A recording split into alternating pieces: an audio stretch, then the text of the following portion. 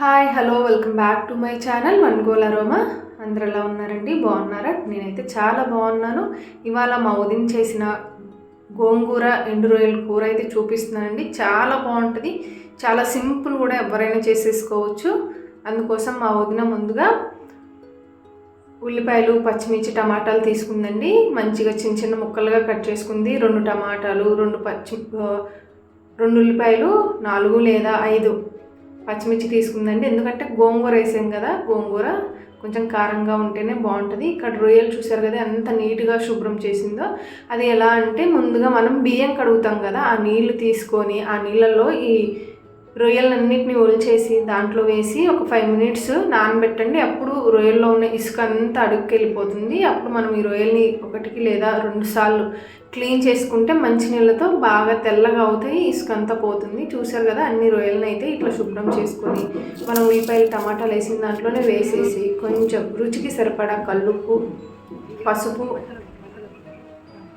పసుపు చూసుకొని వేసుకోండి. మరి పసుపు ఎక్కువ వేసినా స్మెల్ వచ్చేస్తుంది, పసుపు వాసన రాకుండా సరిపడా పసుపు, 2 లేదా 2.5 స్పూన్ల కారం వేసానండి. మనం ముందుగా పచ్చిమిర్చి వేసాం కదా, గోంగూర కాబట్టి కొంచెం కారం ఎక్కువే పడుతుంది అనమాట. చూసుకొని మీ టేస్ట్కి తగ్గట్టు కారం అయితే వేసుకోండి. ఇక్కడ నేను 3 స్పూన్లు లేదా 4 స్పూన్ల నూనె అయితే వేస్తున్నానండి. గోంగూరలో మాత్రం నూనె పడుతుంది,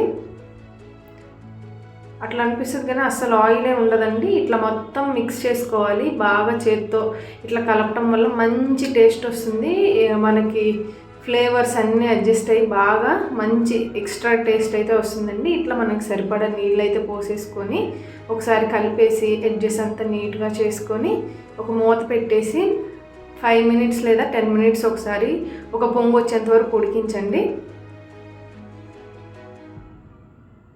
ఒక 5 మినిట్స్ లేదా 10 మినిట్స్ తర్వాత చూసాం కదా, ఇలా ఉడుకుతూ ఒక పొంగు అయితే వస్తుందండి. ఇట్లా కలిపేసి మళ్ళీ ఒక 5 మినిట్స్ ఉడికించండి. బాగా ఉడకాలండి. బాగా ఉడికి నీళ్ళు దగ్గరకు వస్తాయి కదా, కొంచెం వాటర్ ఉన్నప్పుడు మనం ముందుగా శుభ్రం చేసుకున్న గోంగూరను అయితే పెట్టేయాలండి.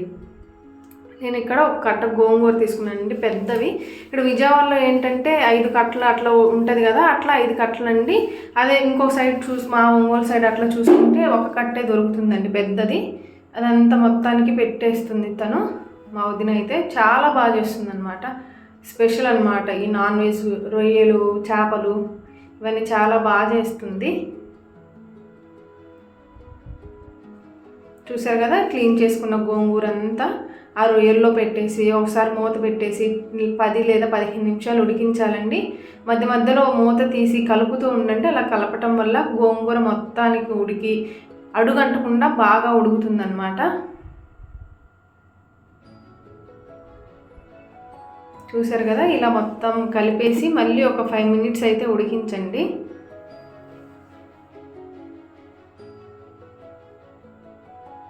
ఇట్లా ఒక 5 మినిట్స్ ఉడికించాక మన కర్రీ అయితే దగ్గర పడుతూ ఉంటుందండి. గోంగూర కూడా మెత్తగా ఉడికిపోవాలి. ఎక్కడే కానీ తీగలకి అట్లా ఉండకూడదు. గోంగూర రొయ్యల్లో మెత్తగా ఉడికిపోతే మంచి టేస్ట్ ఉంటుందండి. తప్పకుండా ఈ కర్రీని అయితే ట్రై చేయండి. మీకు ఎలా కుదిరిందో కమెంట్ చేయండి.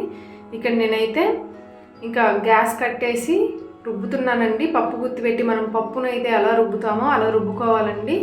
ఈ రొయ్యలు, టమాటాలు, ఉల్లిపాయలు, గోంగూర, పచ్చిమిర్చి అన్ని రొయ్యలు ఏమంటారు చిదిరిపోవండి. రొయ్యలుగానే ఉంటుంది కానీ గోంగూర మెదిగిపోద్ది అనమాట.